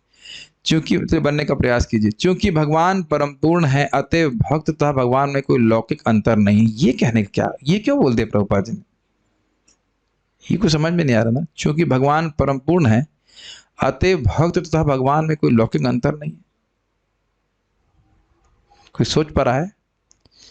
देखिए, युधिष्ठिर महाराज का आश्रय मतलब भगवत आश्रय, ये कह रहा है प्रभुपाद। समझ में आया? युधिष्ठिर महाराज के आश्रम में कोई चल रहा है, उनके अनुसार वह जीवन यापन कर रहा है, मतलब साक्षात भगवान के आश्रय में रह रहा है। समझ में आ रहा है? मैया सक्त मना पार्था योगम युंजन मद आश्रय। तो मद आश्रय के करते हैं कि मेरे आश्रय में, और मदाश्रय का ये भी अर्थ है कि मेरे आश्रय में जो हैं उनके आश्रय में। एक और जगह व्यपाश्रय शब्द आया, कहां पे? स्त्री, क्या श्लोक है? तेपी आंति कराम पराम गति में श्लोक भूल रहा हूं गीता का, याद नहीं। 9.28 ऐसे कुछ है, देखिएगा जरा। तो उसमें वह बोलते हैं कि, कोई भेजा है श्लोक? नहीं। ओके। भीष्म चित्रांगद और विचित्र वीर, हाँ वही चित्रांगद को मार दिए थे। और उस तो ये कहने का आशय ये था, यहाँ पे प्रभुपाद जी कहने का आशय ये है कि अगर युधिष्ठिर महाराज राजा बनते भगवान की इच्छा के अनुसार, तो निश्चित रूप से, हाँ, माम ही पार्थ व्यपाश्रित्य ये पे सुपापयोन्यः स्त्रियो वैश्य सदा शूद्रस्तेपि यान्ति पराम गतिम। तो मेरी जो व्यपाश्रितता का अर्थ है, तो भगवान का आश्रय ले रहा है, भगवान के भक्तों का आश्रय ले रहा है। तो चाहे वो स्त्री हो, चाहे वो शूद्र हो, चाहे वो व्यापारी हो, कोई भी हो, वह भी भगवान की परम गति को प्राप्त करता है, भगवान के चरणों की प्राप्ति करता है, भगवान के धाम की प्राप्ति करता है। तो अब समझ में आई प्रभुपाद क्यों कह रहे हैं, युधिष्ठिर महाराज के आश्रम में रहकर भक्ति कर रहा होता, ये रह रहा होता, तो भक्ति करता ही, तो ये ऐसा ही होता जैसे भगवान श्री कृष्ण के आश्रम में ले रहा है। तो ये भगवान की इच्छा थी, इस प्रकार का व्यक्ति को आश्रय प्राप्त हो, इसलिए भगवान ने सब किया। तो मैं देख रहा हूँ कि कोई प्रश्न तो है नहीं, तो हम कुछ प्रश्न दिखा देते हैं और फिर रुकेंगे। कौन कितने पानी में है, कितना कितना ध्यान से सुना है। भगवान श्री, वैसे तो हमारे जो क्वेश्चन पेपर, अच्छा हाँ, आपका एक प्रश्न, हाँ पूछ लीजिए। नहीं, उत्तर हो गया? वाह। भगवान श्री कृष्ण की योजना को कोई नहीं जान सकता, तो फिर मोहित कौन हो जाते हैं? हाँ, ये भी एक अच्छी बात है। जब कोई जान ही नहीं रहा है तो मोहित होने का प्रश्न ही नहीं है। तो फिर मोहित कौन हो जाता है? क्या उत्तर है? एक मिनट रुकिएगा। अरे सभी लोग, मैं ये प्रश्न करना चाहता हूं कि आप लोगों से सारे लोग क्वेश्चन के समय में वीडियो ऑफ क्यों कर देते हैं? तो उत्तर है, don't ask why, because you will not get any answers and you will not get any satisfactory answers. So okay, I won't ask why. So let us see who wants. Okay, Jahnavi Mata ji, will give you a chance. Jahnavi from Meerut, from Mata ji from Meerut. हरे हाँ जी। कृष्णा प्रभु जी, जो बड़े बड़े ज्ञानी और चिंतक होते हैं, उनके विषय में जिज्ञासा तो करते हैं, लेकिन वे फिर भी मोहित हो जाते हैं। नहीं, क्या जिज्ञासा करते हैं? भगवान के बारे में जिज्ञासा करना ही नहीं चाहिए। क्वेश्चन तो ये ना प्रभु जी, योजना को कोई नहीं जानता। आपने कहा भगवान के बारे में जो भी जिज्ञासा करता है वो मोहित हो जाता है, तो भक्ति शास्त्री ऐसे कर लिए आप? कुछ जिज्ञासा थी ना आपके भगवान के बारे में जानने के लिए? क्या जिज्ञासा के करने से मोहित हो जाते हैं भगवान? लिखा नहीं आता तो ब्रह्म जिज्ञासा क्या मतलब होता है? हम भगवान के बारे में जिज्ञासा करेंगे भगवान को हैं? मतलब अगर कोई जिज्ञासा भी करता है वो भी मोहित हो जाता है। तो क्या भगवान के बारे में जिज्ञासा करना नहीं चाहिए था? आप मोहित करने के लिए भक्ति, मोहित होने के लिए भक्ति कर रही हैं। आप एक शब्द भूल रही हैं। बड़े बड़े ज्ञानी भी जो ज्ञानवान होते हैं वो भी मोहित हो जाते हैं, जबकि वो उस तत्व को जानते हैं कृष्ण के विषय। आप एक शब्द नहीं उपयोग कर रही हैं।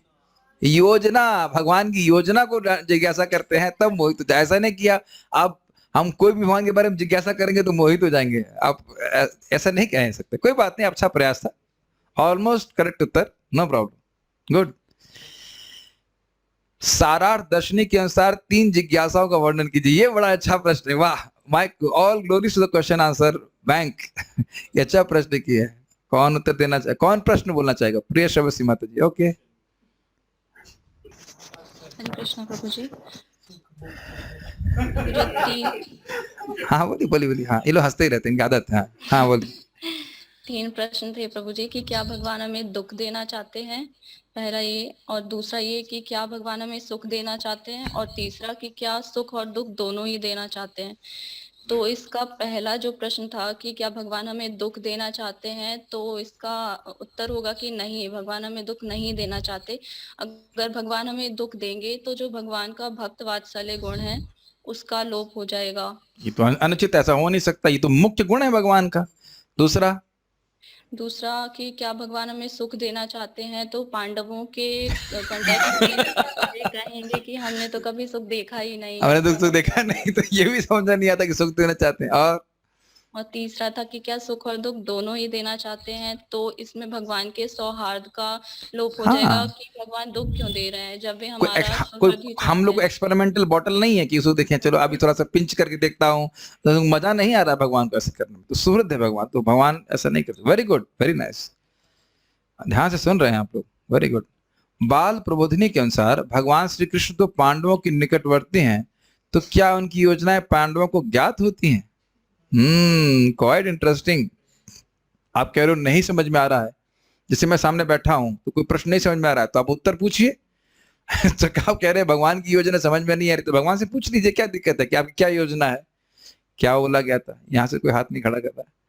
Sadashiv Prabhu, Rohini Mata ji, are you raising your hand? No, yes, okay, go ahead.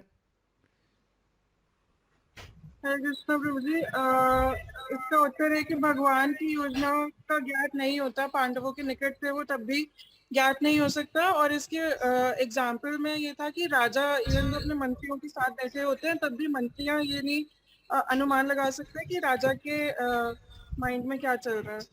Good.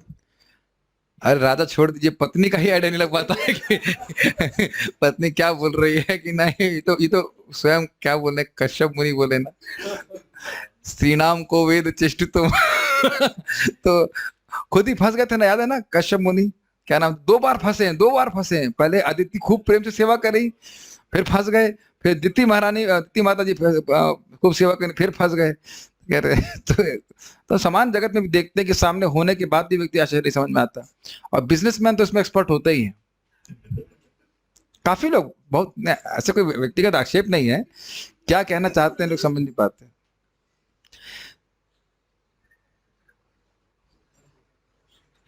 जैसे अब वहां भी याद है ना आपको, दुर्योधन को बाहर से समझा रहे हैं, अरे भाई मान जाओ, और अंदर से समझने नहीं दे रहे। तो भगवान के सामने रहने से भी समझ में नहीं आएगा। श्रीला प्रभुपाद जी के तात्पर्य से भीष्मदेव महाराज युधिष्ठिर को क्या बताना चाहते थे? ये तो बहुत इजी है। आप में से कौन बोलना चाहेंगे? आप में से कोई बोलना चाहे, प्रयास कीजिए, माइक में बताइए। वो बोल रहे थे सब कुछ भगवान की इशारा करके बोल रहे थे, जो कुछ यहाँ हो रही है इनकी इच्छा से हो रहा है, भगवान कृष्ण की इच्छा से हो रही है। और स्वीकार करिए और राज्य कीजिए, बस सिंपल बात। नेक्स्ट, सर्वोत्तम नीति क्या है एवं भगवान की योजना क्या थी? ये अच्छा प्रश्न है। तो यहां से बताना चाहेंगे जूम से? आज बहुत कम लोग दिख रहे हैं विद वीडियो ऑन, हैं ही कम लोग। अच्छा ठीक है, आज सैटरडे है, छुट्टी का दिन है। तो ठीक है, फिर हम लाइव डिवोटीज को पूछते हैं। अमोक दृक को दीजिए, बहुत हो गया, समझ लाइव में आ गया तो प्रश्न नहीं करूंगा। चलो माइक दीजिए इनको। क्या योजना थी, क्या नीति होनी चाहिए और क्या योजना थी भगवान की, बताइए। बिना तर्क के भगवान के आदेशों का सहज रूप से पालन। यस, भगवान के आदेश का पालन करना चाहिए। मनमना भव मत भक्तो मध्याज इमाम नमस्कुरु, ये हमारा कर्तव्य। और आगे आगे आगे भगवान की योजना क्या थी? बस सारा दिमाग लगाओ, जैसे कंपनी सेक्रेटरी में कृष्ण के सेक्रेटरी नहीं बनाओगे। चलिए हम इधर, आप बोलिए अनीश प्रभु।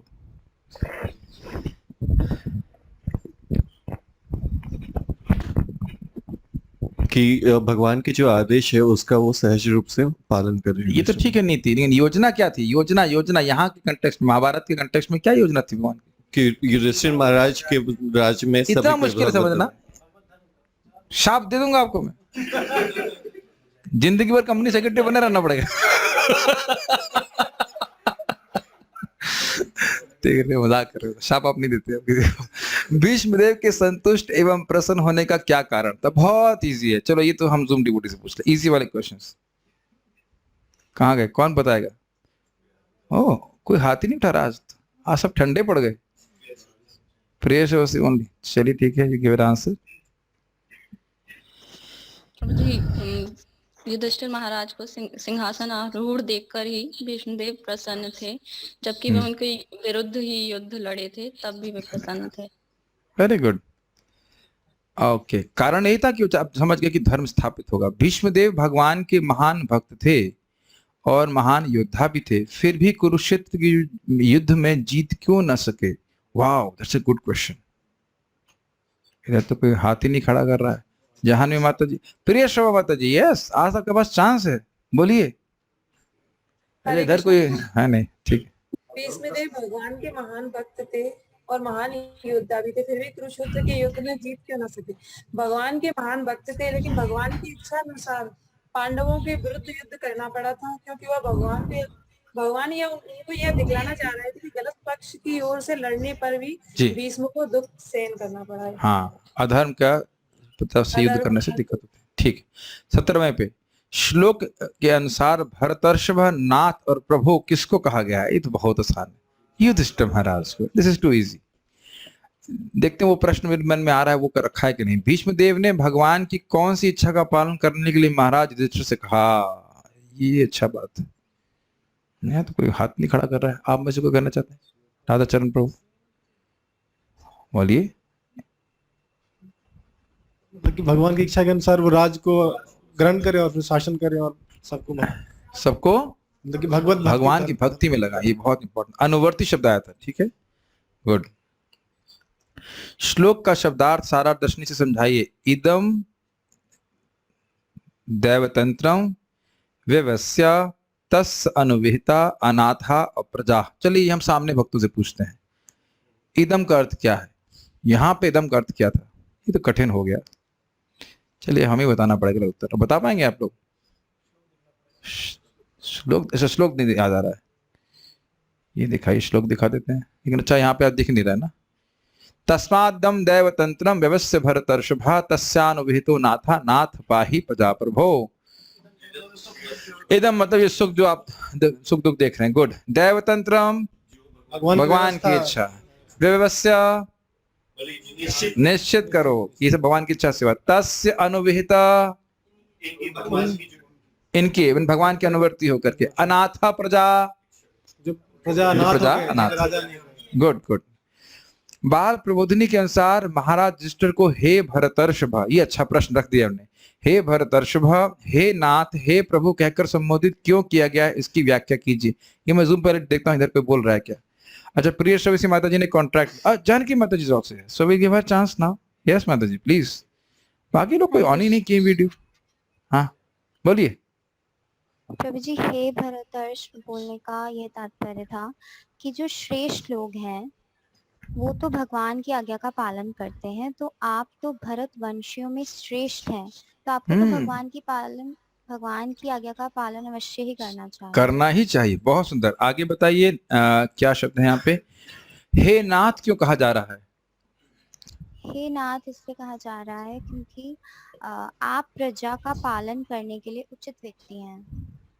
उचित व्यक्ति हैं, ठीक है, लेकिन क्यों? क्योंकि आप कुल परंपरा के स्वामी हैं। जी, कुल परंपरा के अनुसार आपको स्वामित्व दिया गया है, राज्य दिया गया है। गुड। और आगे प्रभु कहने का आशय क्या है? आप समर्थ हैं क्योंकि भगवान की आप पे कृपा है। बस। आप कर सकते हैं प्रजा का पालन। Very good, very good. Shrila Prabhupada ji के तात्पर्य से भक्त को शिक्षा देने का प्रदर्शन किसके लिए होता है? सदाशिव प्रभु विल स्पीक। हाँ जी। प्रभु जी, जैसे आपने बताया था कि जो बहू होती है उसको बताते हैं कि बेटी को शिक्षा बेटी को शिक्षा देने के लिए, ननद को शिक्षा देने के लिए सास को कुछ शिक्षा देती है, ऐसा कुछ है? ऐसा होता है क्या? उल्टा होता है। भक्त को शिक्षा देके संसार को सिखाते हैं कि नहीं, उदाहरण क्या दिया था? बहू ननद को शिक्षा देने के लिए सास को शिक्षा देती है। नहीं, बहू जो सास है हो रहा है जो सास है बहू को देती है, बेटी को देती है बहू को सिखाने के लिए। ओके, सास बेटी को शिक्षा देती है बहू को शिक्षा देने के लिए। तो अपने भक्तों को कुछ कष्ट में रखते हैं जगत में शिक्षा देने के लिए, यानी कि भीष्म पितामह पे अप्लाई कर दीजिए कि भीष्म पितामह जी से भक्त हैं लेकिन फिर भी धराशायी हो गए क्योंकि अधर्म का पक्ष ले रहे हैं ऐसे करके, और भक्तों के जीवन में भी कष्ट आ रहा है। उससे भक्त का धर्म क्या है? उससे पहले भगवान की सेवा करते रहना। इतना इजी प्रश्न करेंगे, ये तो मूंगफली खाने ऐसा है। Okay, so we should stop here. कुछ करना है हमको? हाँ, पारायण करना है। Okay, so will do parayana. You have a question?